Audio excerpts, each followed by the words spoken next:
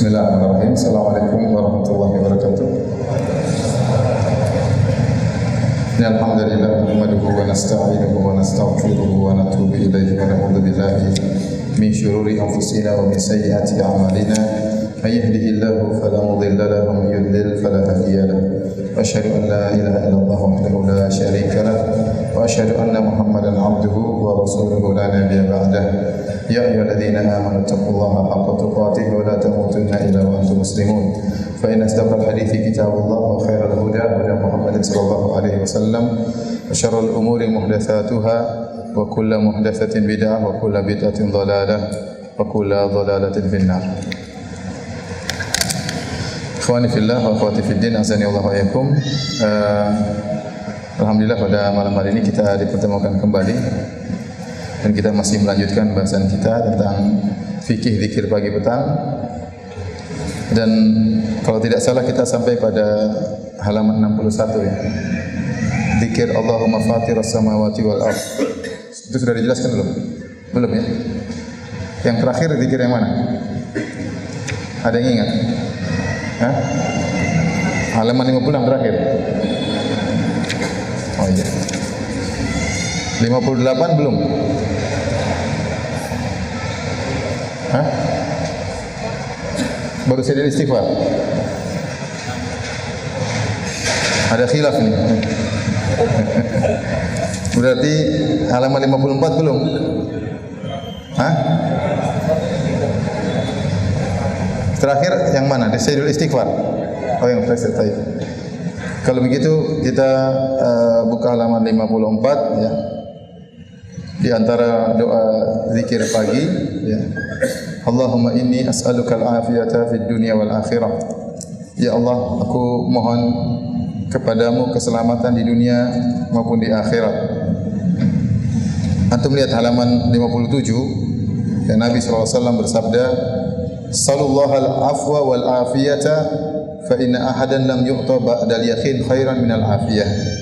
Mintalah kepada Allah ampunan dan keselamatan, karena sesungguhnya seorang tidaklah diberikan anugerah yang terbaik setelah keyakinan seperti al-afiyah, keselamatan. Ya, maka jangan lupa seorang banyak memohon kepada Allah al-afiyah, keselamatan. Karena kalau dia diberi keselamatan di dunia dan keselamatan di akhirat, maka apalagi yang dia cari, ya.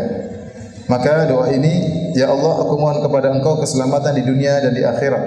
Allahumma inni as'aluka al-afwa wal afiyata fi dini wa dunyaya. Ya Allah, aku mohon kepada Engkau ya ampunan dan keselamatan di dunia dan juga pada agamaku, wa ahli wa mali, keselamatan juga bagi keluargaku dan juga hartaku. Allahumma astur aurati wa amin rawati. Artinya ya Allah, tutuplah auratku dan tentramkanlah jiwaku. Ya. Allahumma hfadni min baina yadayya. Ya Allah, jagalah aku dari depanku, wa min khalfi, dari belakangku, wa an yamini, dari kananku, wa an shimali, dari kiriku, wa min fawqi, jagalah aku dari atasku, wa a'udzu bi 'azamatika uqtala min tahti, dan aku berlindung kepada Engkau agar aku tidak didatangi azab dari bawahku, atau tidak datangi bahaya dari bawahku. Di sini ada doa yang penting, yaitu Allahumma astur aurati. Ya Allah, tutuplah auratku. Maksudnya segala aibku maka tutuplah ya Allah. Lihat halaman 57, yaitulah tutupilah auratku, kekuranganku, aibku dan segala hal yang tidak baik untuk terungkap dariku. Sering saya ingat-ingat terus perkataan sebagian salaf, dia mengatakan, saya tidak tahu mana anugerah yang paling baik yang Allah berikan kepadaku, apakah aku beramal saleh ataukah aibku ditutup oleh Allah Subhanahu wa taala. Dua-dua ini merupakan anugerah yang luar biasa. Kita bisa beramal saleh, di antara anugerah yang luar biasa pula yaitu Allah menutup aib kita. Karena orang terkadang hormat sama kita, mau dekat dengan kita, mau main bersahabat dengan kita, mau belajar dengan kita. Kenapa? Karena aib kita mereka tidak tahu. Seandainya mereka tahu aib kita, mungkin mereka akan meninggalkan kita. Oleh karenanya Muhammad bin Wasil rahimahullah berkata, "Lau kanat lidzunubi rawaih ma jalasa ilayya ahad." Kalau seandainya dosa-dosa itu ada aromanya, ada baunya, ya, sehingga bisa tercium oleh orang lain, maka tidak seorang pun yang akan mau duduk denganku. Ya. Jadi di antara anugerah yang Allah berikan kepada kita adalah Allah menutup aib kita. Jadi kita ini sebenarnya mulia bukan karena amal soleh kita, tetapi karena aib kita ditutup oleh Allah Subhanahu wa taala. Seandainya ada aib kita yang dibongkar oleh Allah, satu atau dua atau tiga, maka tidak ada yang mau dekat dengan kita. Oleh karenanya tidak boleh kita menceritakan aib kita kepada orang lain. Kalau aib kita punya aib dan Allah sudah menutupnya, maka tidak boleh kita ceritakan kepada orang lain. Ya, Rasulullah SAW melarang akan hal tersebut. Ya, tidak boleh orang menampakkan aibnya. Jadi aib dan kekurangannya hendaknya dia tutup, dan di antara doanya dia mengatakan Allahumma astur aurati. Ya Allah, tutuplah auratku, kekuranganku, aibku, keburukanku. Wa amin rawati, dan Allah tenteramkanlah ya hatiku, jiwaku, karena ketentraman itu adalah kebahagiaan. Ya, jangan sampai seorang gelisah dalam hidupnya, karena kalau gelisah dia tidak akan pernah bahagia. Kemudian minta perlindungan agar dijaga oleh Allah dari depan, dari belakang, dari kanan, dari kiri, dari atas dan juga dari bawah. Karena ya keburukan itu bisa datang dari arah mana saja yang terkadang tidak kita duga-duga. Baik, kemudian lihat halaman 58. Di antara doa pagi, Allahumma afini fi badani. Ya Allah, berilah keselamatan pada badanku. Allahumma afini fi sam'i. Ya Allah, berilah keselamatan pada telingaku. Jangan sampai badanku sakit, jangan sampai badanku cacat, jangan sampai pendengaranku cacat. Allahumma afini fi basari. Ya Allah, berilah keselamatan ya pada penglihatanku.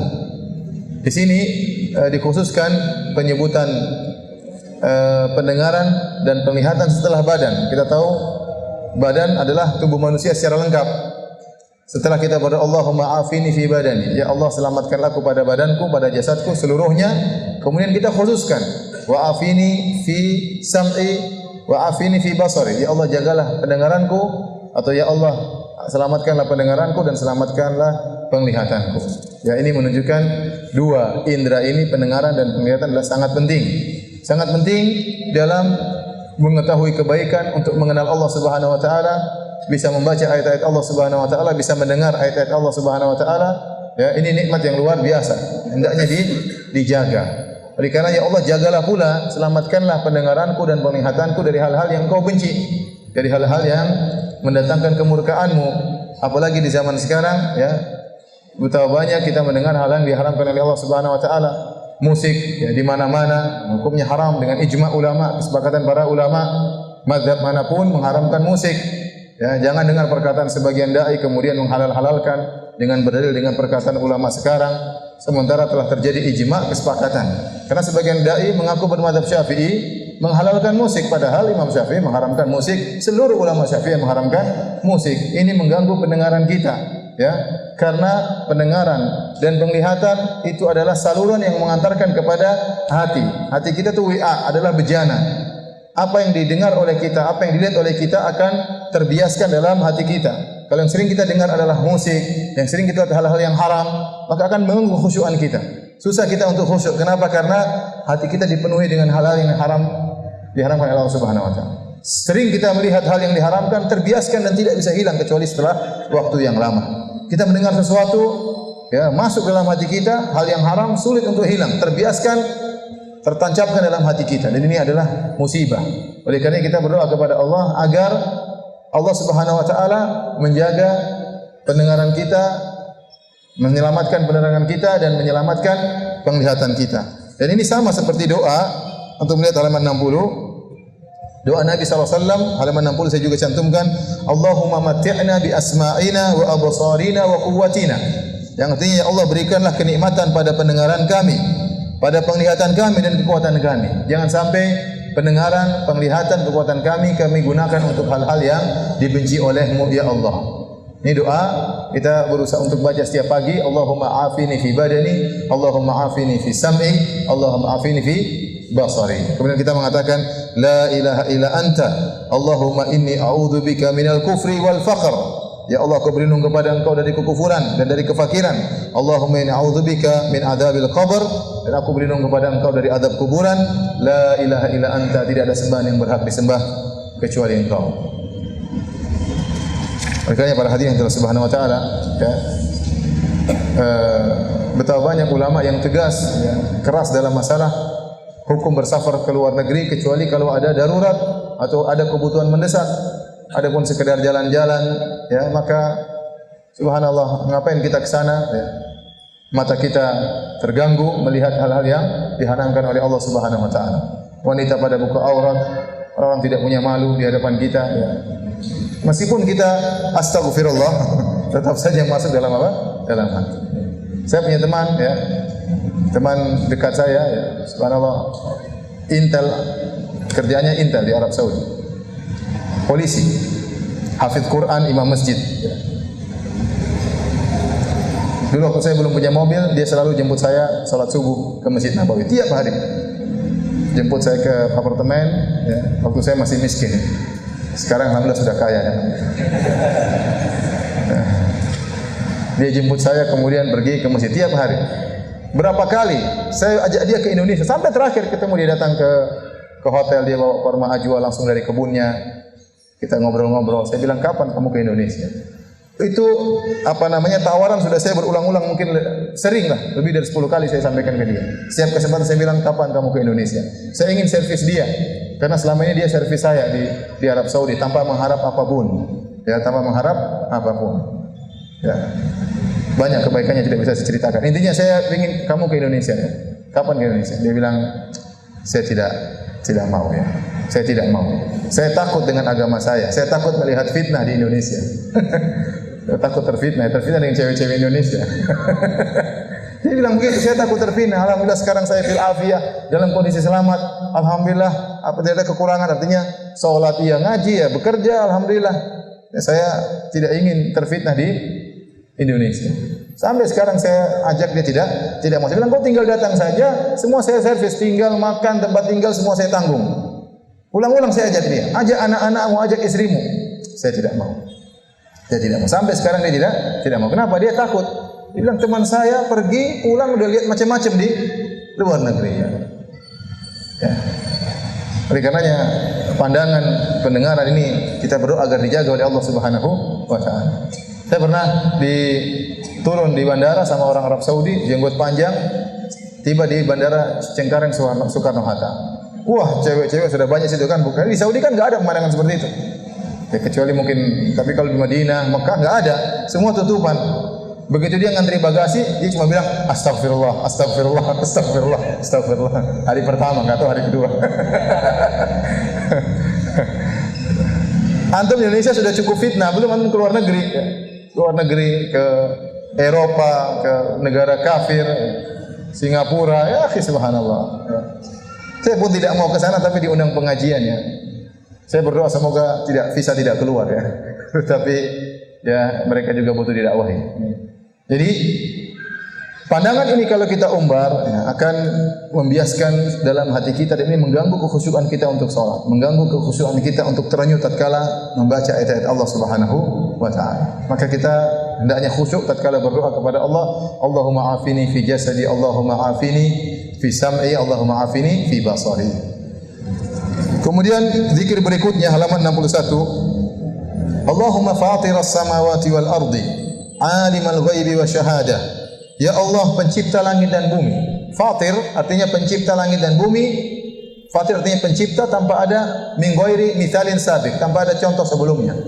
Jadi kreasi, kreator. Jadi Allah yang menciptakan. Belum ada yang menciptakan bumi sebelumnya, belum ada yang menciptakan langit yang indah sebelumnya. Allah menciptakan langit dan bumi, kreasi Allah Subhanahu wa taala. Dialah sang pencipta. Alimul ghaibi wasyahadah, yang mengetahui hal yang gaib dan mengetahui hal yang nampak. Bagi Allah sama saja. Antara yang gaib maupun yang nampak tidak ada bedanya bagi Allah Subhanahu wa taala. Allah mengetahui yang gaib seperti yang nampak. Rabb kulli syai'in wa malikah.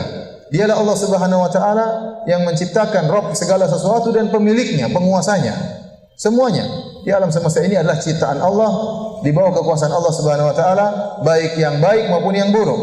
Asyhadu an la ilaha illa anta. Aku bersaksi bahwasanya tidak ada sembahan yang berhak disembah kecuali Engkau ya Allah. A'udzubika min syarri nafsi.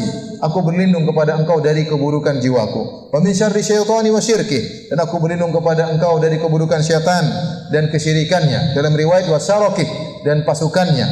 Wa anaktarifa ala nafsi su'an, dan aku berlindung jangan sampai aku melakukan dosa kepada diriku, wa au ajurrahu ila muslim, atau aku mengantarkan dosa kepada orang lain. Hadis ini atau doa ini doa yang sangat agung ya, sangat penting untuk melindungi kita dari berbagai macam, dari sumber keburukan dan dari dampak keburukan tersebut. Karena sumber keburukan itu dari dua sisi, dari internal maupun eksternal. Internal kita ini juga punya keburukan, ya, kita punya keburukan. Makanya Nabi SAW sering kalau membuka khutbahnya dengan berkata, ya, innal hamdalillah nahmaduhu wa nasta'inu wa nastaghfiruhu wa na'udzu billahi min syururi anfusina wa min sayyiati a'malina. Dan aku berlindung kepada Engkau ya Allah, dan kami berlindung dari keburukan jiwa-jiwa kami dan dari keburukan amal perbuatan kami. Ternyata jiwa kita punya keburukan, amal kita juga punya keburukan. Sering orang hanya melihat keburukan orang lain, ya. Dia lupa pada jiwa dia juga punya keburukan. Jiwa kita ini punya keburukannya. Entah keangkuhan, entah ya kesombongan, entah ujub, entah suudzon, buruk sangka, hasad dan macam-macamnya. Ini bisa menimbulkan keburukan. Kalau kita biarkan diri kita mengikuti kesombongan kita, kita bisa melakukan banyak maksiat. Kalau kita membiarkan diri kita terjebak dengan hasad kita, dengki kita bisa terjerumus dalam banyak kemaksiatan.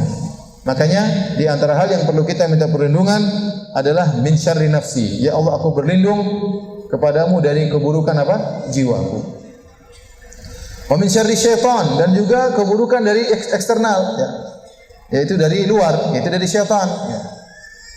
Makanya Rasulullah mengatakan di bulan Ramadan orang-orang tetap bermaksiat, ya. Kenapa? Meskipun syaitannya lagi liburan, ya. Sumber keburukan internal tetap ada. Orang bisa bermaksiat dengan keburukan jiwanya sendiri. Apalagi jiwanya selama ini sudah dididik oleh syaitan, meskipun syaitannya lagi cuti 1 bulan, tetap aja dia bisa bermaksiat. Ini bahaya. Tatkala kita baca doa ini, kita tahu bahwasanya jiwa kita ini ada keburukannya, ya. Jiwa menyeru, ammaratun bisu, menyeru kepada keburukan. Kemudian wa minasyaitan, min syarri syaitan, dan berlindung kepada engkau dari keburukan syaitan, wa syirkihi, dan kesyirikannya. Dikhususkan penyebutan kesyirikan ini dosa yang paling berbahaya. Karena syaitan membuka pintu-pintu kesyirikan, ya, dengan berbagai macam cara. Dalam riwayat yang lain wa syarokih, dan kami berlindung kepada engkau dari keburukan syaitan dan kepada dari pengikut-pengikutnya, dari jerat-jeratnya. Karena syaitan pasang jerat. Wa naktarifa ala nafsi su'an, dan aku berlindung kepada engkau untuk menjalankan kejelekan, keburukan pada diriku. Karena seorang tatkala berdosa, terkadang dia berdosa sendiri, dia bermaksiat sendiri. Au ajurrahu ila muslim, atau aku membawakan keburukan pada muslim yang lain. Kita berlindung kepada Allah, jangan sampai kita mencelakakan diri kita, dan jangan sampai mencelakakan orang lain. Jangan sampai kita menzalimi jiwa kita, dan jangan sampai menzalimi orang lain. Ini kita baca dengan penuh hikmat tatkala zikir pagi, ya. Sudah apa belum? Sudah. Allahumma fatiras samawati wal ard, alimal ghaibi wasyahadah, rabb kulli syai'in wa malika, asyhadu an la ilaha illa anta, a'udzubika min syarri nafsi wa syarri syaitani wa syirki atau syaraki, wa naktarifa ala nafsi su'an aw ajurrahu ila muslim. Baca dengan perlahan agar kita bisa memahami kandungan maknanya. Baik, doa berikutnya halaman 64. Bismillahilladzi la yadhurru ma'asmihi syai'un fil ardi wala fis sama' wa huwa samiul alim. 3 kali dibaca. Artinya dengan nama Allah yang dengan namanya segala sesuatu di bumi dan di langit tidak akan berbahaya, dan dialah yang maha mendengar lagi maha mengetahui. Ini doa yang pendek dibaca 3 kali. Bismillahilladzi la yadhurru ma'asmihi syai'un fil ardi wala fis sama' wa samiul basir samiul alim. Kita buka doa ini dengan bertabarruk, mencari keberkahan, bertawassul dengan nama Allah Subhanahu wa taala, dengan mengharapkan keberkahannya. Artinya dengan menyebut namamu, ya Allah, aku berlindung dari seluruh bahaya yang di langit maupun yang di bumi. Maknanya demikian. Aku berlindung dengan namamu, aku mencari berkah dengan namamu, agar engkau melindungiku dari segala keburukan yang di langit maupun di bumi. Doa berikutnya ini juga doa yang sangat penting, dibaca sekali. Kalau tadi 3 kali, ini sekali. Ya Hayyu ya Qayyum bi rahmatika astaghits, yang artinya wahai yang maha hidup, wahai yang maha tegak, dengan rahmat-Mu lah aku beristighatsah, memohon pertolongan-Mu. Aslih li sya'ni kullah, ya Allah perbaiki atau luruskanlah segala urusanku. Wa la takilni ila nafsi tarfata ain, dan jangan kau biarkan aku bersandar kepada diriku meskipun hanya sekejap mata. Hadis ini juga dibuka dengan bertawasul dengan dua nama Allah yang disebut dengan Ismullahil A'zam, nama Allah yang agung, dan terdapat di antaranya dalam surat Al-Baqarah, dalam ayat kursi yaitu Hayyul Qayyum, kemudian juga di awal dari surat Ali Imran Al-Hayyu Al-Qayyum. Dua ini adalah dua nama teragung dari nama-nama Allah Subhanahu wa taala dan dikenal dengan Ismullahil A'zam, nama Allah yang teragung. Kenapa? Karena Hayyu artinya ya Hayyu, yang maha hidup. Allah maha hidup dan kehidupan Allah tidak dimulai dengan kematian atau ketidakadaan, tetapi Allah maha hidup azali, ya. Kehidupan Allah tidak dimulai dengan ketiadaan atau kematian, tetapi Allah ya sejak azali sudah maha hidup. Berbeda dengan kehidupan-kehidupan yang lain. Seluruh kehidupan makhluk dimulai dari tidak ada, kemudian menjadi ada.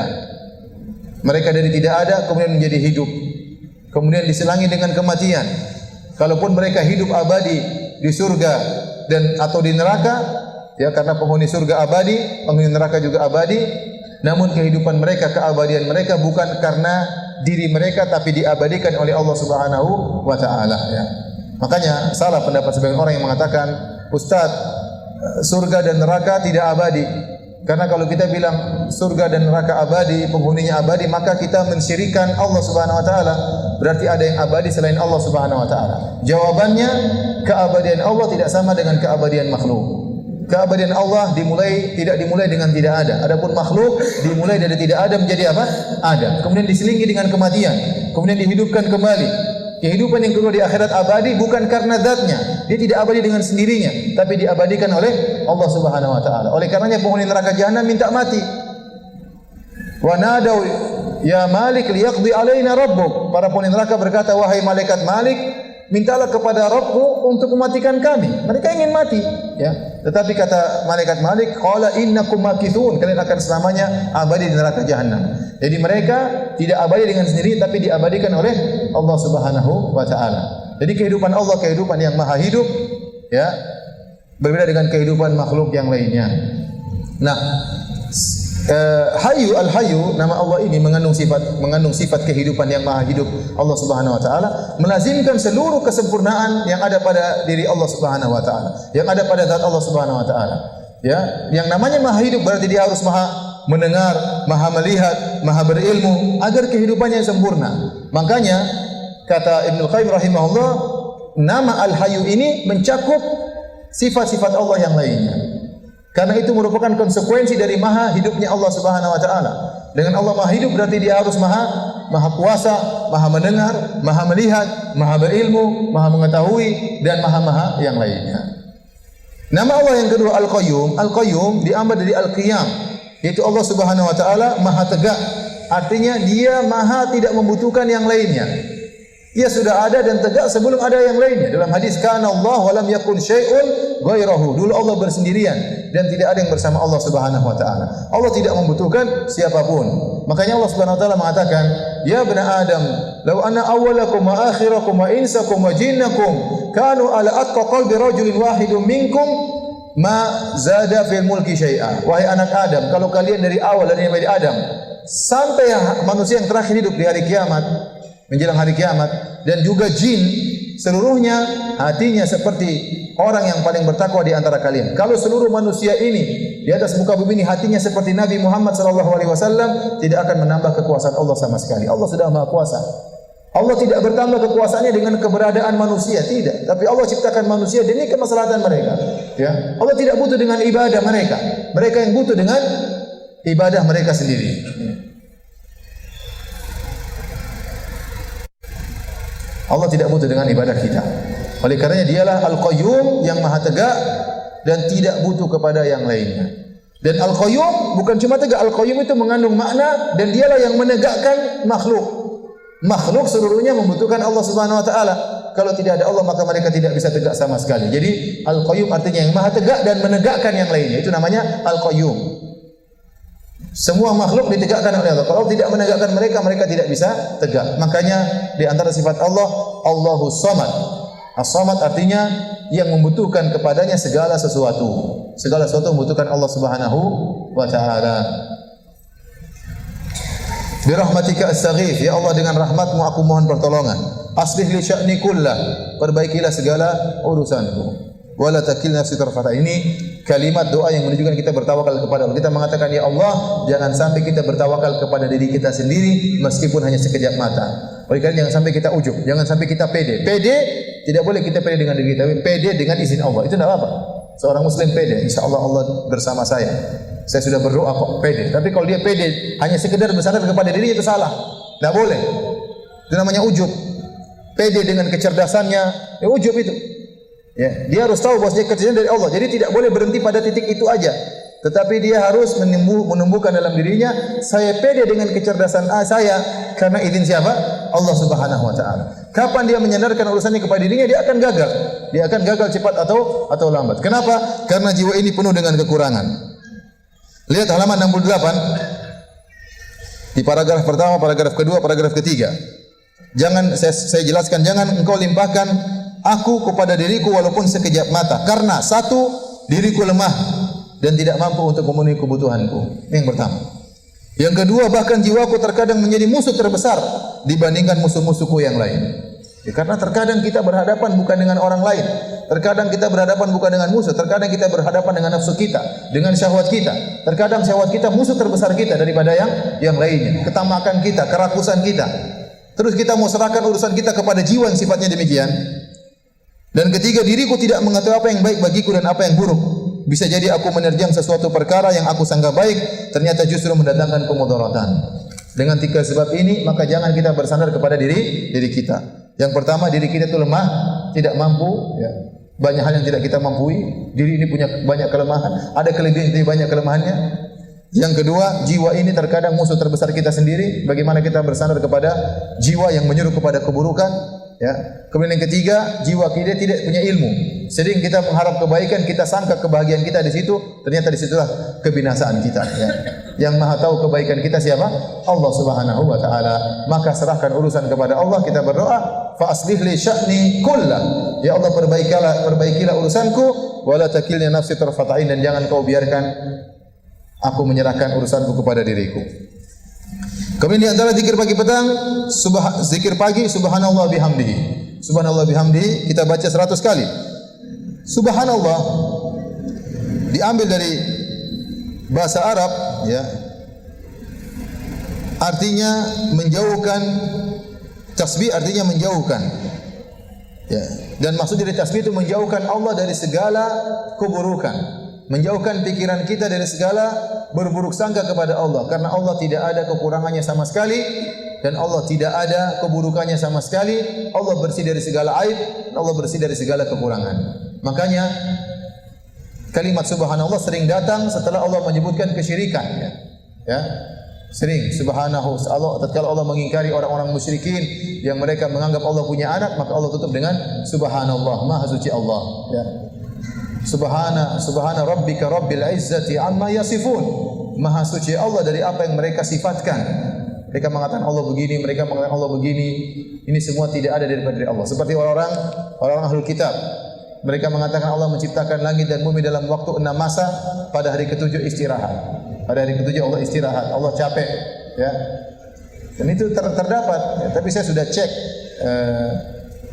terbitan yang baru, dirubah kalimat istirahat dirubah. Saya lupa ya kalimatnya. Yang jelas bukan liburan, ya, bukan. Tapi dirubah kalimat itu. Tapi sebenarnya itu mereka mengatakan demikian. Allah menciptakan langit dan bumi dalam waktu 6 masa, hari ke-7 mereka Allah istirahat. Padahal Allah bantah dalam surat Qaf, wa laqad khalaqna samawati wal arda wa ma bainahuma fi sittati ayyam wa ma massana min lughub. Sungguh kami telah menciptakan langit dan bumi dan apa yang di antara keduanya dalam waktu 6 masa, dan kami sama sekali tidak letih. Ya, Maha suci Allah, Allah tidak akan letih. Ya, Allah kalau letih bahaya alam semesta ini. La ta'khudhu sinatu wa la naum. Allah tidak tidur dan juga tidak ngantuk, ya. Jadi kita segala perkara yang buruk terbetik dalam diri kita tentang Allah, kita katakan subhanallah. Subhanallah. Itu artinya subhanallah. Jadi kalau kita zikir subhanallah, subhanallah, subhanallah, kita paham maknanya. Artinya Allah Maha Suci Engkau, Engkau tidak punya anak. Maha Suci Engkau yang Engkau tidak pernah letih, Engkau tidak pernah lelah. Maha Suci Engkau tidak punya kekurangan sama sekali. Tidak seperti persangkaan mereka. Maha Suci Allah dan seterusnya. Ya. Makanya Allah berkata, "Wa ma qadarullaha haqqa qadrih, wal ardu jami'an qabdatuhu yaumal qiyamah, was samawati matwiyatun bi yaminih, subhanahu wa ta'ala amma yusyrikun." Sungguh mereka tidak mengagungkan Allah sebagaimana mestinya. Padahal di hari kiamat kelak bumi dalam genggaman Allah Subhanahu wa taala dan seluruh langit-langit berada dalam lipatan tangan Allah Subhanahu wa taala. Allah melipat langit-langit tersebut. Maha suci Allah dari segala kesyirikan yang mereka lakukan. Kalau mereka mengetahui keagungan Allah, mereka tidak akan menyembah makhluk. Mereka tidak akan menyembah nabi, mereka tidak akan menyembah malaikat. Maha suci Allah. Ya, namun mereka tidak mengagungkan Allah sebagaimana mestinya. Wa bihamdihi, dengan memuji Allah. Tatkala kita mengakui Allah tidak punya kekurangan sama sekali, maka ini melazimkan kita memuji Allah Subhanahu wa taala.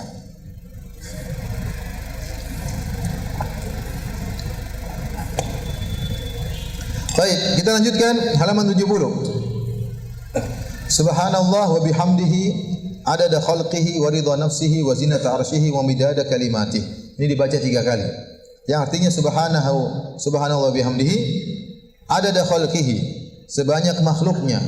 Kita bertasbih sebanyak makhluknya. Wa ridha nafsihi, dan seukuran keridhaan Allah Subhanahu wa taala. Wa zinata arsyihi, dan seukuran beratnya arsy Allah Subhanahu wa taala. Wa midada kalimatih, dan sebanyak tinta tulisan kalimatnya. Apa maksud hadis ini? Maksud hadis ini zikir Allah dipuji dengan tanpa hitungan, tanpa tidak terhingga. Tidak terhingga. Ya, artinya kita memuji Allah tidak terhingga hitungannya. Kenapa? Karena yang pertama kita mengatakan adada khalqihi. Maha suci Allah sebanyak jumlah makhluknya. Sementara makhluk Allah tiada henti-hentinya, tiada ujung-ujungnya. Terus ada, terus ada, terus ada. Allah menciptakan tiada henti-hentinya. Tiap hari Allah menciptakan makhluk-makhluknya. Manusia, hewan dan macam-macam kejadian, semua ciptaan Allah Subhanahu wa taala. Jadi maknanya, ya Allah, aku memujimu, aku bertasbih kepadamu tanpa terhingga. Wa ridha nafsihi, dan di antara sifat Allah sifat ridha. Sifat ridha juga tiada terhingga keridhaan Allah Subhanahu wa taala. Di antara dampak dari keridhaan Allah, ya. Coba lihat halaman 71, ya. Saya katakan demikian pula sejauh keridhaannya. Ridha nafsihi, sementara sifat maha ridha Allah tiada batasnya.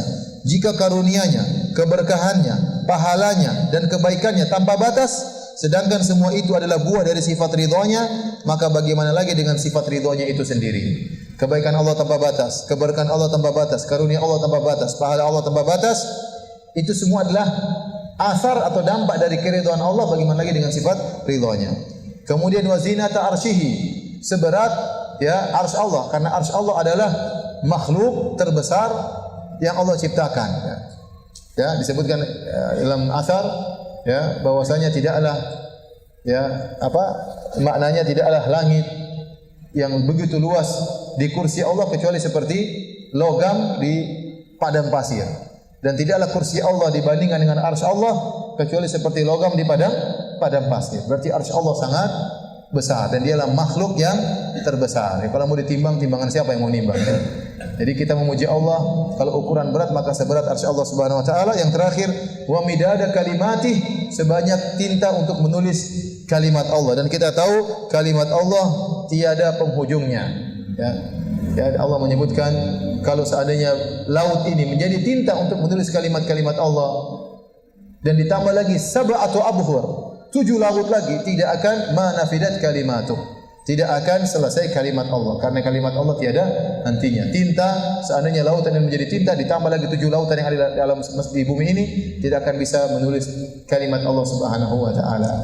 Jadi intinya kita memuji Allah ya tanpa batas. Ini dibaca 3 kali tatkala di pagi hari. Baik. Zikir berikutnya, la ilaha illallah wahdahu la syarikalah, lahul mulku wa lahul hamdu wa huwa ala kulli syai'in qadir. Ini zikir teragung, intinya adalah tauhid. Ya, kata Nabi sallallahu alaihi wasallam, ya, afdalu ma qultu wan nabiyuna ba'di wan nabiyuna qabli la ilaha illallah wahdahu la syarikalah, lahul mulku wa lahul hamdu wa huwa ala kulli syai'in qadir. Kata Nabi, sebaik-baik zikir yang aku dan para nabi-nabi sebelumku ucapkan adalah zikir ini. Karena inilah kalimat tauhid. Inti daripada diutusnya para nabi, diturunkannya kitab-kitab suci adalah untuk menegakkan la ilaha illallah wahdahu la syarikalah. Untuk menghilangkan kesyirikan di alam semesta ini, di mana manusia bergelimang dengan kesyirikan, penyembahan terhadap selain Allah dengan berbagai macam bentuknya. Ada yang menyembah malaikat, ada yang menyembah dewa, ada yang menyembah jin, ada yang menyembah manusia, ada yang menyembah batu, ada yang menyembah hewan, ya. Semuanya adalah kesyirikan, maka diturunkanlah la ilaha illallah. Lahul mulku, segala kerajaan alam semesta ini hanyalah milik Allah Subhanahu wa taala. Walahul hamdu, hanya Dia yang berhak untuk dipuji. Wa huwa ala kulli syai'in qadir, dan Dia Maha kuasa atas segala sesuatu. Jadi Allah, semua alam semesta ini milik Allah Subhanahu wa taala, dan Dia yang mengatur segala sesuatu di alam semesta ini. Tidak ada satu zat pun yang ikut serta dalam menciptakan alam semesta ini. Dalam hadis tadi sudah saya sebutkan, kana Allah wa lam yakun syai'un ghairuhu. Dulu Allah sendirian dan tidak ada yang bersama Allah, kemudian Allah ciptakan alam semesta. Jadi seluruhnya adalah milik Allah. Dan pahala membaca zikir ini, ya, lihat halaman 73. Barang siapa yang membacanya, maka seperti membebaskan, memerdekakan seorang budak dari keturunan Ismail, dan dicatat baginya 10 kebaikan, dan dihapuskan darinya 10 keburukan, dan diangkat 10 derajat, ya, dan dia akan mendapatkan penjagaan dari Allah, dari gangguan syaitan sampai sore hari. Sampai sore hari. Ini zikir boleh dibaca sekali, boleh dibaca 10 kali, boleh dibaca 100 kali, dan boleh lebih dari itu. Boleh lebih dari itu. Semakin banyak kita baca, semakin banyak pahalanya. Semakin banyak pahalanya. Ya, jadi boleh sekali, boleh 10 kali, boleh 100 kali, boleh lebih daripada itu. Antum bisa baca syarahnya di buku saya tadi. Baik. Di antara zikir berikutnya adalah astaghfirullah. Lihat halaman 78. Halaman 78. Ini sudah pernah saya jelaskan. Astaghfirullah diambil dari kalimat mikfar. Mikfar artinya helm yang dipakai oleh prajurit tatkala berperang, dan fungsi helm tersebut ada 2. Pertama, menutup kepala, menutup kepala, yang kedua melindungi agar tidak terkena senjata dari musuh. Maka istighfar artinya, ya Allah, aku minta kepada Engkau 2 perkara, ya Allah. Pertama, tutuplah aib-aibku dan dosa-dosaku, jangan dibuka di dunia dan di akhirat. Yang kedua, ya Allah, jauhkanlah aku dari dampak maksiat yang aku lakukan di dunia maupun di akhirat. Kenapa? Karena maksiat itu punya dampak. Makanya kalau Anda berdosa, segera beristighfar kepada Allah. Minta agar ditutup aib Anda, yang kedua agar tidak nampak dampaknya. Karena kalau kita tidak beristighfar, Allah bisa munculkan dampak maksiat tersebut di dunia maupun di akhirat. Seorang salaf mengatakan, "Inilah a'sillah, sungguh aku ini bermaksiat kepada Allah Subhanahu wa taala, wa a'rifu dzalika fi khuluqi dabati wa khadimi. Maka aku tahu dampaknya dari perilaku tungganganku, hewan tungganganku, dan juga dari perilaku pembantuku." Karena orang bermaksiat bisa jadi kalau dia bermaksiat nampak dampaknya pada istrinya, nampak dampaknya pada anaknya, bisa jadi.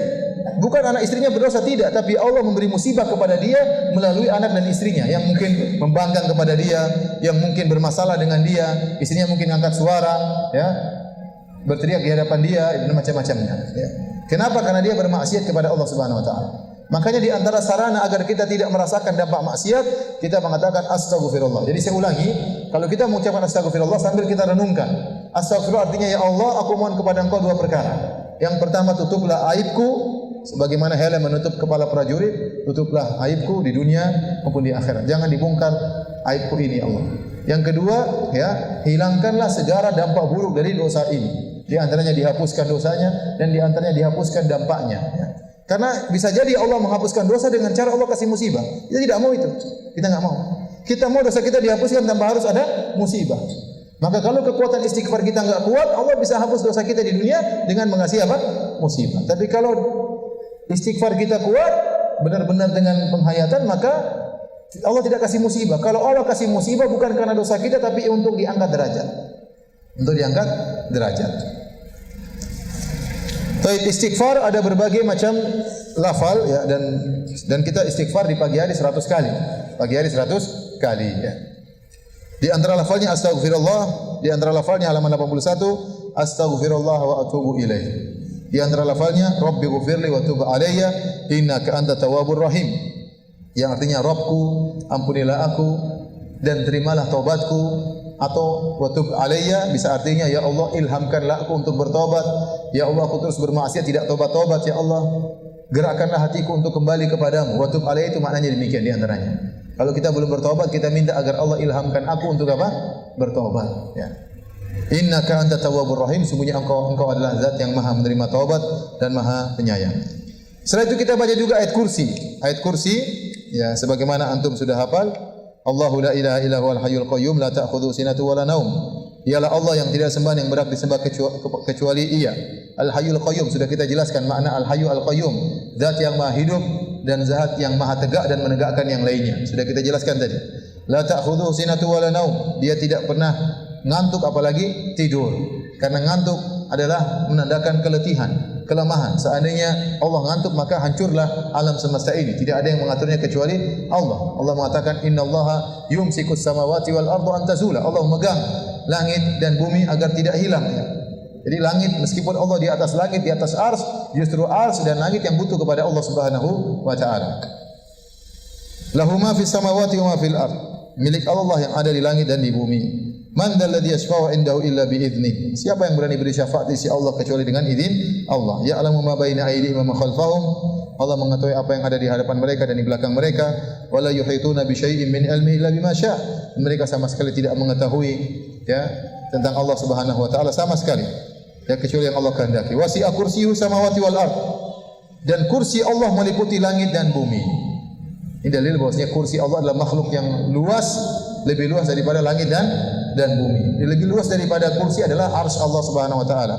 Wala ya'uduhu hifdhuhuma wa huwal aliyyul azim. Dan Allah tidak merasa berat memelihara keduanya, tidak ada letih sama sekali bagi Allah Subhanahu wa taala dan Dialah Maha tinggi dan Maha besar. Ayat kursi ini datang dalam hadis-hadis, contohnya halaman 84 dari beberapa sahabat. Jadi sahabat nangkap jin, setannya bilang, bacalah ayat kursi pagi dan petang. Di antaranya setan yang pernah ditangkap oleh Abu Hurairah. Kemudian setan berkata, ayatul kursi iqra'ha inda kulli sabahin wa masa. Ayat kursi bacalah engkau bacanya di setiap pagi dan petang. Kemudian jin itu berkata, man qala hina yumsi ujira minna hatta yusbih. Barang siapa yang membacanya di waktu sore hari akan dilindungi dari kami, dari para syaitan sampai pagi. Wa man qala hina yusbih ujira minna hatta yumsi. Barang siapa yang membaca ayat kursi di waktu pagi hari maka akan dilindungi dari kami sampai sore hari. Jadi ayat kursi dibaca, jangan ditempel di kamar ya. Cuma ditempel biar setannya kabur, setannya masuk tanpa dibaca. Jadi ayat kursi di mana dibaca. Kemudian kita selesaikan ya. Kalau azan kasih tahu ya. Kemudian baca qul huwallahu ahad 3 kali. Qul a'udzu birabbil falaq 3 kali. Qul a'udzu birabbin nas 3 kali. Adapun surat Al-Ikhlas ya. Azan ya. Azan silakan azan. Baik hadirin kita salat dulu aja, habis salat kita lanjutkan sebentar ya. Allah taala alam bisawab. Ikhwan dan akhwat yang dirahmati oleh Subhanahu wa taala, kita lanjutkan tentang zikir pagi. Masih zikir pagi. Ini adalah halaman 85. Di antara zikir pagi adalah membaca qul huwallahu ahad 3 kali. Dan surat qul huwallahu ahad adalah suratul Ikhlas. Disebutkan dalam hadis, barang siapa yang baca surat Al-Ikhlas seperti dia membaca sepertiga Al-Quran. Seperti membaca sepertiga Al-Quran. Bukan berarti kalau dia baca qul huwallahu 3 kali berarti khatam Quran, tidak. Lihat halaman 87 ya, sebagian ulama menjelaskan kenapa dikatakan sepertiga, karena Al-Quran isinya ada 3 bagian. Yang pertama tentang hukum, yang kedua tentang kisah, dan yang ketiga tentang tauhid. Pertama tentang hukum, kedua tentang kisah-kisah, yang ketiga tentang tauhid. Dan surat Al-Ikhlas ini dikatakan Al-Ikhlas li'annaha ukhlisat litauhid, karena dia diikhlaskan, artinya dimurnikan khusus membicarakan tentang keesaan Allah Subhanahu wa taala. Maka dikatakan surat Al-Ikhlas, artinya surat yang dikhususkan untuk membicarakan tentang apa? Keesaan Allah Subhanahu wa taala. Oleh karenanya surat ini kalau kita bisa katakan secara sederhana adalah surat yang menjelaskan tentang syarat menjadi Tuhan. Syarat Tuhan itu seperti apa? Syaratnya qul huwallahu ahad, Tuhan tersebut harus Maha Esa. Kalau dia berbilang dia bukan apa? Tuhan. Allahus Samad, namanya syarat Tuhan bahwasanya seluruh makhluk harus butuh kepadanya dan dia tidak boleh butuh kepada siapapun. Lam yalid, dia tidak boleh melahirkan. Kalau dia melahirkan berarti anaknya akan sama dengan dia, berarti akan ganda kembali. Karena konsekuensi dari melahirkan berarti sang anak akan mirip dengan bapaknya. Walam yulad, dan dia tidak dilahirkan. Kalau dia dilahirkan berarti dia dulu tidak ada kemudian menjadi ada. Walam yakul lahu kufuwan ahad, dan tidak ada suatu pun yang setara dengan dia. Ini syarat Tuhan. Dan ini tidak terpenuhi pada seluruh Tuhan-Tuhan yang lain. Mau Tuhannya agama ini, agama anu, agama semuanya enggak ada yang beres. Enggak ada yang terpenuhi. Ya. Harus Maha Esa, harus tidak membutuhkan kepada yang lain, bahkan seluruhnya membutuhkannya. Harus tidak boleh melahirkan, karena kalau melahirkan berarti yang dilahirkan akan sama dengan dia, anak akan sama dengan bapaknya, dan tidak boleh dilahirkan. Kalau dilahirkan berarti dia tidak ada, menjadi apa? Ada, dan tidak ada sesuatu pun yang setara dengan dia. Nah, kalau kita terapkan syarat-syarat ini kepada Tuhan-Tuhan yang lain, semuanya akan gugur. Ya, mau Tuhannya orang Buddha, Siddhartha dulu enggak ada, kemudian kecil dilahirkan, kemudian jadi Siddhartha Gautama, kemudian mati. Bagaimana bisa menjadi Tuhan? Ya. Orang Hindu Tuhannya 3. Ya, tetapi Tuhannya saling membutuhkan. Ada dewa mencipta, dewa perusak, dan dewa pemelihara. Yang satu hanya bisa ciptain saja, untuk melihara enggak bisa, maka butuh dewa apa? Pemelihara. Yang satu hanya bisa melihara aja. Kalau melihara terus enggak mati-mati gimana? Harus ada yang matiin, namanya dewa perusak. Ya. Jadi saling membutuhkan. Ini berarti tidak pantas menjadi Tuhan. Berbilang dan dia tidak multiple function. Ya. Hanya satu fungsi aja yang bisa dia lakukan. Tidak pantas jadi Tuhan. Menjadikan Nabi Isa sebagai Tuhan, tidak pantas jadi Tuhan. Nabi Isa dulu dilahirkan dari tidak ada menjadi ada, dulunya tidak ada. Dalam perut ibunya 9 bulan membutuhkan asupan gizi dari ibunya, ya. Kemudian membutuhkan perut ibunya dan seterusnya. Dan dia lapar, dia takut, dia beribadah, dia berdoa. Dia tidak pantas menjadi Tuhan. Tidak ada yang syarat Tuhan, ya, tidak terpenuhi kecuali hanya kepada siapa? Allah Subhanahu wa taala. Itulah makna surat Al-Ikhlas, artinya surat ini ikhlas itu artinya dimurnikan. Murni hanya untuk bicara tentang keesaan Allah, bahwasanya itulah syarat-syarat Tuhan. Yang kedua, surat Al-Falaq, surat Al-Falaq. Qul a'udzu birabbil falaq. Aku katakan aku berlindung kepada Tuhan yang menguasai subuh, min syarri ma khalaq, dari kejahatan, kejelekan apa yang dia ciptakan, makhluk yang dia ciptakan, wa min syarri ghasiqin idza waqab, dan dari keburukan malam apabila telah gelap gulita, wa min syarri naffatsati fil uqad, dan berlindung dari tukang tiup-tiup, tukang sihir, nenek-nenek sihir atau penyihir-penyihir wanita yang meniup pada buhul-buhulnya, wa min syarri hasidin idza hasad, dan dari keburukan orang yang hasad jika dia sedang hasad. Ini ayat surat Al-Falaq ini kita berlindung kepada Allah dari gangguan-gangguan yang nampak dan gangguan terutama yang tidak nampak. Qul a'udzu birabbil falaq, demi Allah yang menguasai subuh. Min syarri ma khalaq, ini umum. Aku berlindung kepada Engkau ya Allah dari keburukan, seluruh keburukan makhlukmu. Setelah itu perincian tentang yang tidak nampak semuanya. Wa min syarri ghasiqin idza waqab, dan dari keburukan malam hari tatkala sudah gelap gulita. Kenapa kebanyakan kejahatan terjadi di malam hari? Ya. Penjahat-penjahat keluar di malam hari, perampok keluar di malam hari, pelacur-pelacur keluar di malam hari. Kalau sampai siang hari berarti enggak laku tadi malam. Kebanyakan malam hari. Saya pernah satu hari di Jakarta, pergi sama teman kita mau naik kereta. Kita pergi sebelum subuh, keluar sama teman naik mobil. Di tengah jalan di Jakarta ada cewek berhenti-berhentiin. Pokoknya cewek lah, cantik, rambut panjang. Saya bilang, Pak, kok sampai subuh belum laku-laku, sampai kita berhenti di tengah jalan. Kenapa sampai subuh kerja begitu ya? Kata teman saya, Ustaz itu bencong Ustaz. Astagfirullah. Ya, ini cewek yang enggak laku. Ada bencong enggak laku ya. Sampai subuh masih nyitapin apa? Mobil-mobil orang ya. Tidak pernah, baru sekali saya dapat kondisi seperti itu. Kemarin saya juga di salah satu kota, keluar dari hotel pagi-pagi, saya ingin jalan pagi. Baru saya keluar ada cewek di situ, saya kaget, saya kan mau jalan pagi. Saya terlanjur lihat, saya balik kanan, dia teriak, "Kamu sudah lihat saya?" Waduh, bahaya kan? Kabur deh, jangan-jangan bencong lagi. Jadi, ya Allah, auzubillah. Jadi Banyak kejahatan dilakukan di malam hari. Pencuri keluar di malam hari, penjahat keluar di malam hari, orang bermaksiat di malam hari. Ya, setan-setan keluar banyak di malam hari. Kemudian tukang-tukang sihir biasanya meniup juga di malam hari. Jadi surat Qul A'udzu birabbil falaq ini khusus tentang kejahatan-kejahatan yang tidak kita lihat. Itu berbahaya. Kalau kejahatan yang kita lihat masih mending, kita masih bisa menghindar. Ada kejahatan-kejahatan yang muncul tatkala kita tidak lihat, tatkala kita sedang lalai. Makanya penting kalau antum mau tidur baca zikir tidur, karena itu antum sedang tidak bisa apa-apa. Datang jin, datang apa, datang sihir, santet lempar ke antum, ya.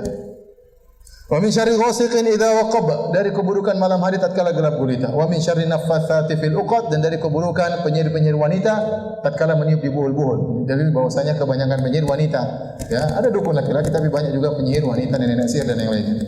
Wa min syarri hasidin idza hasad, dan keburukan orang yang hasad tatkala sedang hasad. Karena orang hasad itu bisa menimbulkan keburukan. Banyak kemaksiatan yang timbul, banyak kezaliman yang timbul karena hasad. Karena dia hasad, dia ingin orang tersebut jatuh. Bagaimana caranya? Di antaranya dijatuhkan perusahaannya, di antaranya dia ganggu perusahaannya, di antaranya dia ganggu keluarganya, di antaranya dia ngomongin dia, gibahin dia, fitnah dia. Ini semuanya karena hasad. Seandainya dia tidak hasad, tidak akan muncul semua ini. Oleh karenanya banyak keburukan yang timbul karena hasad, maka kita berlindung wa min syarri hasidin idza hasad. Yang terakhir, Qul a'udzu birabbin nas.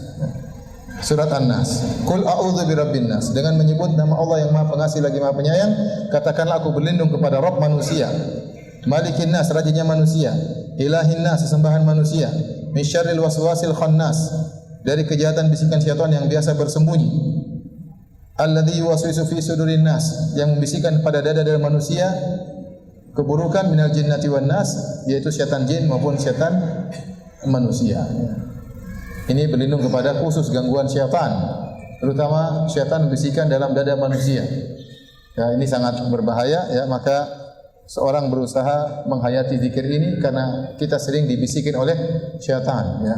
Dibisikin, dihayal-hayalkan oleh syaitan sehingga terjebak dalam syubhat-syubhat, terjebak dalam syahwat-syahwat karena bisikan syaitan. Syaitan tidak bisa baca hati manusia, tapi syaitan bisa membisikkan dalam dada manusia. Ya, dia bisikan baik setan jin maupun setan manusia, ya. Kita berlindung dari itu semua. Tayyib, ini selesai zikir pagi. Adapun zikir petang bisa antum baca sendiri, kebanyakannya berulang, dan ada sebagainya tidak. Ada sebagian zikir petang, zikir pagi tidak terdapat dalam zikir apa? Petang. Dan saya ingatkan, barang siapa yang sudah selesai zikir pagi, ini masih ingin berzikir lagi, silakan bebas berzikir seperti dia membaca. Coba baca halaman 91, peringatan halaman 91. Jika seorang telah selesai membaca zikir pagi, maka boleh baginya untuk melanjutkan berzikir dengan zikir-zikir yang mutlak, yang bebas, tanpa bilangan tertentu, tanpa cara tertentu. Dan yang paling afdal adalah membaca Al-Qur'an, karena Al-Qur'an adalah firman Allah Subhanahu wa taala. Setelah itu silakan bebas untuk bertasbih, bertahlil, bertahmid, bertakbir, beristighfar, bersolawat kepada Nabi SAW dan zikir-zikir lainnya tanpa ada batasan bilangan tertentu. Jangan lupa kalau zikir pagi selesai, jangan lupa sisihkan waktu untuk baca Al-Quranul Karim. Itu semua akan membersihkan hati kita. Selanjutnya zikir petang, maka hanyalah perulangan. Dan ada sebagian yang zikir pagi tidak ada di zikir petang, dan ada sebagian zikir petang tidak ada di zikir pagi. Tapi secara umum hampir sama semuanya, ya. Di antara zikir petang yang tidak ada zikir pagi, lihat halaman 105. A'udzu bikalimatillahi tammati min syarri ma khalaq. Dibaca 3 kali. Ini zikir petang. A'udzu bikalimatillahi tammati min syarri ma khalaq. Aku berlindung dengan nama-nama Allah, dengan kalimat-kalimat Allah yang sempurna dari keburukan dari keburukan ciptaannya. Baik, demikian para hadirin hadirat yang rahmatillah subhanahu wa taala, akhirnya kita selesai dari membedah buku fikih zikir pagi petang. Ini pertemuan yang ketiga. Kalau yang bertanya saya persilahkan, wallahu taala a'lamu bis-shawab.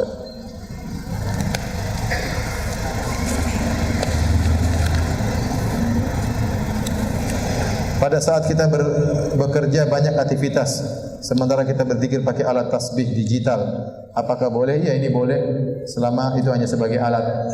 Tidak boleh kalau dijadikan sebagai tujuan. Jadi boleh berzikir pakai jari, kalau enggak sempat boleh pakai digital, ya. Karena kita sambil nyetir mobil pakai digital boleh, ya. Karena kalau pakai jari agak susah sambil nyetir, kan?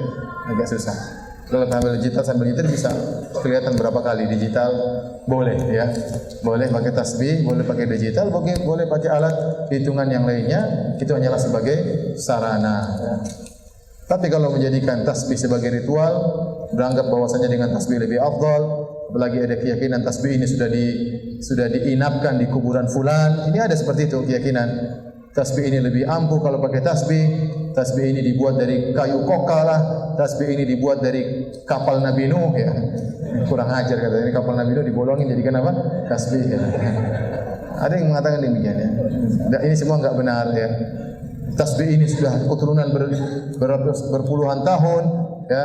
Ada yang dikasih hadiah. Ini hadiah, ini tasbih sudah dari nenek moyang saya. Ini buat kamu. Tidak ada pengaruhnya, itu hanya sebagai apa?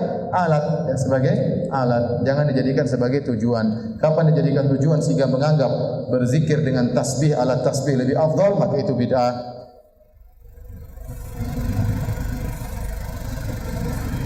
Ustaz, jika kita sedang berzikir atau membaca Al-Quran lalu menguap, kita sedang berzikir atau membaca Al-Quran lalu menguap, apakah kita berhenti lalu diulang apa yang dibaca saja? Ya.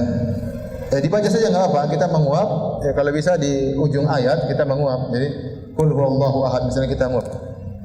Jangan qul huwallahu ahad, jangan ya. Kalau kita menguap tengah jalan, ulangi lagi dari awal. Jadi kalau sudah selesai ayat, ya tinggal lanjutin aja, tinggal apa? Lanjutin saja.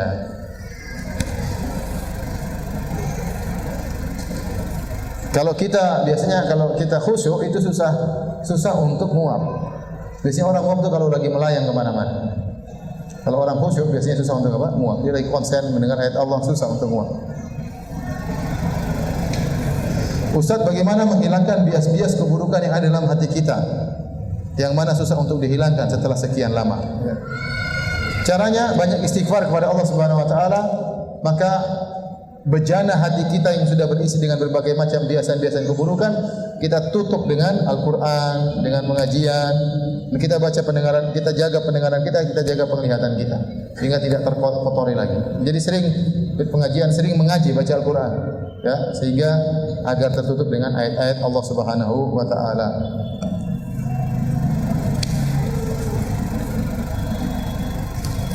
Ustaz, apakah zikir pagi petang tidak ada salawat? Iya, ada hadis tentang salawat tapi hadisnya dhaif. Jadi tidak ada zikir pagi petang secara khusus salawat, tidak ada. Tapi kalau ingin bersalawat tidak apa-apa.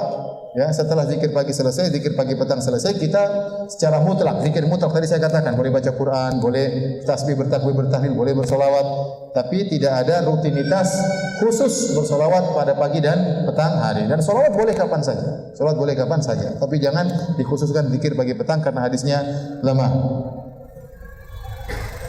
Bagaimana pendapat Ustaz dengan zikir-zikir tertentu, bilangannya seperti 1000 kali, 2000 kali? Masalahnya, kalau tanpa ada keyakinan tertentu, boleh-boleh saja seorang la ilaha illallah 1000 kali, 2000 kali. Tetapi kadang-kadang disebarkan kepada masyarakat, barang siapa yang baca ini 1000 kali, barang siapa baca 2000 kali, ini repot. Nanti bisa begini, ya. Ya. Ada yang bilang kalau kamu mau hilang baca wal yatalattaf, nanti bisa hilang. Tapi kalau hilang enggak bisa muncul lagi bagaimana? Yang kedua, terus kalau hilang mau kemana? Hilang mau ngapain coba? Biasanya orang hilang buat maksiat. Nanti ngintip ini, nyuri ini. Ente hilang ngapain? Gak enak. Istriku, kamu di mana mas? Istriku hilang. Ngapain? Ngapain aja jadi orang hilang ya? Kecuali ente intel mungkin ingin apa ya? Biasanya orang hilang pun mau macam-macam nanti. Ya, jadi baca al-Talatah berapa kali jadi bisa hilang, ini enggak benar, semuanya khurafat ya. Jadi boleh aja kita berzikir 1000 kali la ilaha illallah, enggak ada masalah. Tapi jangan kita meyakini 1000 ini punya fadilah ini karena enggak ada dalilnya. Kalau saya enggak 1000 enggak mantap, ini juga enggak benar. Ya kapan saja mau udah 1000 ya alhamdulillah. Kalau enggak kurang juga enggak jadi masalah. Tapi jangan meyakini ada keyakinan-keyakinan tertentu. Apakah dilarangan berzikir ketika dalam kondisi junub atau haid? Sudah kita jelaskan, dalam kondisi haid pendapat yang rajih tidak ada masalah. Baik zikir maupun baca Quran tidak jadi masalah. Yang jadi masalah tatkala junub. Tatkala junub zikir apapun boleh kecuali zikir yang ada Al-Qur'annya. Kalau baca Quran enggak boleh. Tapi kalau zikir pagi petang seperti ayat kursi dari Al-Qur'an, ketiga kul dari Al-Qur'an, maka ada khilaf. Mazhab Malikiyah mengatakan boleh karena niatnya bukan untuk tilawah tapi niatnya untuk berzikir. Pendapat yang lain mengatakan tidak boleh karena Al-Quran tidak boleh dibaca dalam kondisi junub. Lebih hati-hati kalau kita junub, kita zikir pagi petangnya jangan yang bagian baca Al-Qurannya, tapi zikir-zikir yang lainnya boleh. ya, selain bagian bacaan Al-Qur'an yang sudah saya jelaskan ini. Silakan dibaca lagi di bukunya.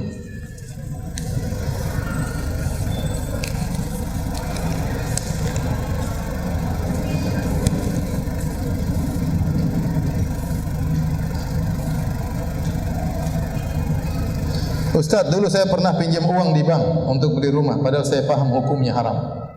Sekarang saya kena akibat dari dosa saya tersebut. Rumah saya sengketa, ludes, hutang saya di mana-mana karena saya sakit-sakitan, karena sakit kronis, istri saya disukai oleh jin ifrit. Astagfirullah dan lain-lain. Saya mohon doa dan saran dari Ustaz. Kita husnudzon kepada Allah. Allah tidak akan menyia-nyiakan orang yang bertobat kepada Allah Subhanahu wa taala. Itulah itu teguran dari Allah. Jangan lupa salat malam, husnudzon, ya. Di balik musibah-musibah tersebut insyaallah ujungnya keindahan. Harus husnudzon kepada Allah. Jangan suudzon. Ya, kata Allah Subhanahu wa taala, "Ana inda dhanni 'abdi bi." Sungguhnya aku tergantung persangkaan hamba-Ku. Maka kita sudah bertobat, ya. Banyak orang lebih jahat daripada kita, lebih buruk daripada kita, tukang sihir, tukang jamret, tukang bunuh. Tapi kalau dia bertobat dengan sungguhnya, Allah akan berikan kebaikan. Memang akan ada ujian-ujian, itu apa namanya? Enggak apa-apa, itu ujian-ujian dari Allah, tentunya ada hikmah yang Allah kehendaki. Tapi tetap husnudzon kepada Allah Subhanahu wa taala, hadapi ujian tersebut dengan sabar, ya.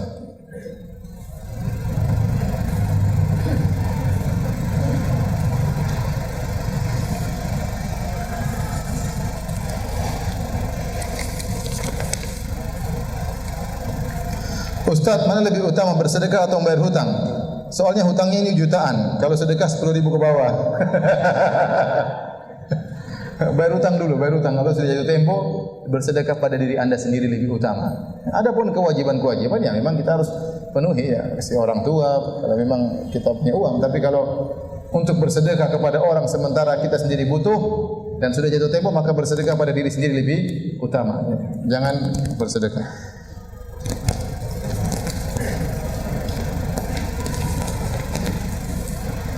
Apa itu arti syubhat? Syubhat itu kerancuan pemikiran, pemikiran yang rancu, yang tidak benar, terkadang ditampilkan seakan-akan kebenaran. Tampilkan seakan-akan kebenaran. Contoh, saya pernah membahas di internet dan juga ceramah tentang tidak boleh menjadikan tanah-tanah sebagai berkah, ada kuburan, kemudian diambili pasirnya, dan ini kebiasaan orang-orang Syiah. Kalau mereka di kuburan Husain, mereka mengatakan tanah yang ada di kuburan Husain karena ada Husain di dalamnya, maka tanah tersebut menjadi tanah berkah, bisa untuk mengobati penyakit. Ini orang-orang Syiah seperti itu. Akhirnya ini diadopsi oleh sebagian saudara-saudara kita.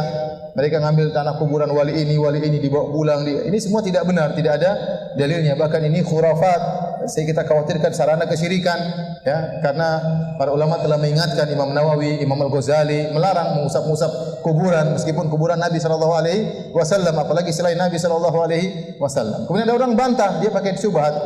Dia bilang, bukankah Nabi di antara cara ruqyah Nabi sallallahu alaihi wasallam adalah mengambil air liur kemudian diletakkan di tanah, kemudian tanah itu diusapkan di tempat luka atau tempat sakit dengan berdoa, ya, apa namanya, bismillahi, apa namanya, intinya apa namanya, dengan tanah kami biriki ba'dina yushfa saqimuna, ya, dengan tanah kami, dengan air liur sebagian kami, maka disembuhkanlah orang penyakit di antara kami. Jadi kata mereka, lihat, tanah ternyata bisa, ini dalilnya sahih. Tanah berarti berkah karena dijadikan obat. Ini saya katakan dalilnya tidak benar. Ini syubhat contohnya, ini namanya syubhat. Berdalil dengan sesuatu untuk membenarkan mengambil tanah di kuburan. Dalilnya Nabi pernah meruqyah pakai tanah dan air liurnya, kemudian berdoa dengan doa tadi, ya. Bismillahi turbatu ardina biriqati ba'dina yushfa saqimuna, yang artinya dengan nama Allah, dengan tanah kami, dengan air liur sebagian kami, maka disembuhkanlah orang yang sakit di antara kami. Itu doa Nabi, kemudian diusapkan kepada tempat sakit. Saya bilang ini dalil tidak benar, ini namanya syubhat, ya. Karena, ya, kalau kita mengatakan berarti hadis ini menunjukkan tanah itu berkah, maka liur juga berkah kalau begitu. Ya. Liur juga berkah karena dalam hadis tersebut tercampur tanah dan apa? Dan liur, ya. Ini yang pertama. Berarti liur juga berkah. Kalau gitu saya kumpulin air liur kasih sama orang, ya, karena berkah, ya.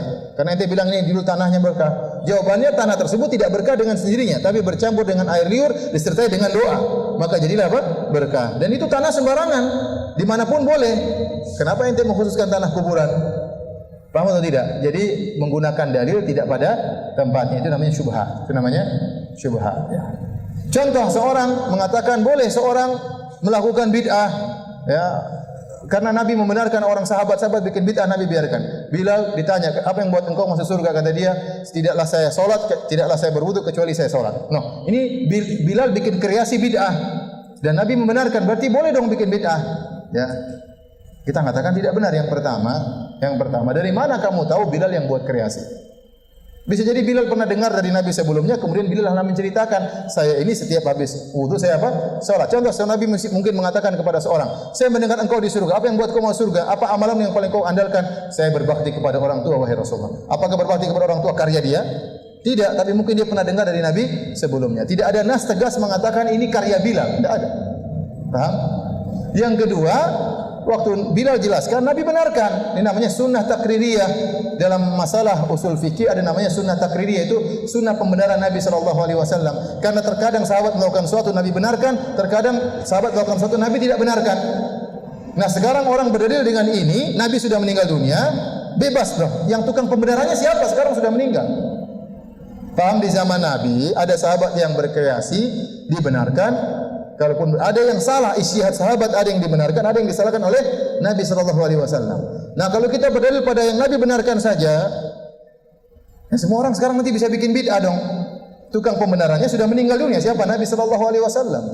Ini namanya dalil tidak pada tempatnya. Sehingga dengan memahami seperti ini, boleh orang bikin bid'ah selebar-lebar, sebebas-bebasnya. Kita mau bikin sholat 3 rakaat setelah maghrib, sholat 3 rakaat setelah isya, kenapa dilarang? Coba kalau saya bikin kreasi saya, boleh atau tidak? Kenapa tidak boleh? Kan Bilal bikin sholat 2 rakaat setelah wudu. Boleh atau tidak? Sekarang saya bikin 3 rakaat setelah isya. 6 rakaat deh, biar antum boleh. 6 rakaat. Boleh atau tidak? Tidak boleh. Sekarang ada orang 2 rakaat setelah sa'i. 2 rakaat setelah tawaf ada. Ada orang Indonesia bikin 2 rakaat setelah sa'i. Boleh atau tidak? Enggak boleh. Itu berarti ente nambah-nambah umrahnya Nabi. Nabi tidak ada 2 rakaat setelah sa'i. Oh, kan boleh kita berkreasi, Bilal aja berkreasi Ustaz. Akhirnya orang bebas seperti ini. Ini ngawur namanya. Ini namanya pendalilan yang ngawur, ya, tidak benar. Tapi demikian saja para hadirin kajian kita pada kesempatan hari ini. Insyaallah kita lanjutkan pada kesempatan yang lain. Subhanallahi bihamdik asyhadu an la ilaha illa anta astaghfiruka wa atubu ilaik. Assalamualaikum warahmatullahi wabarakatuh.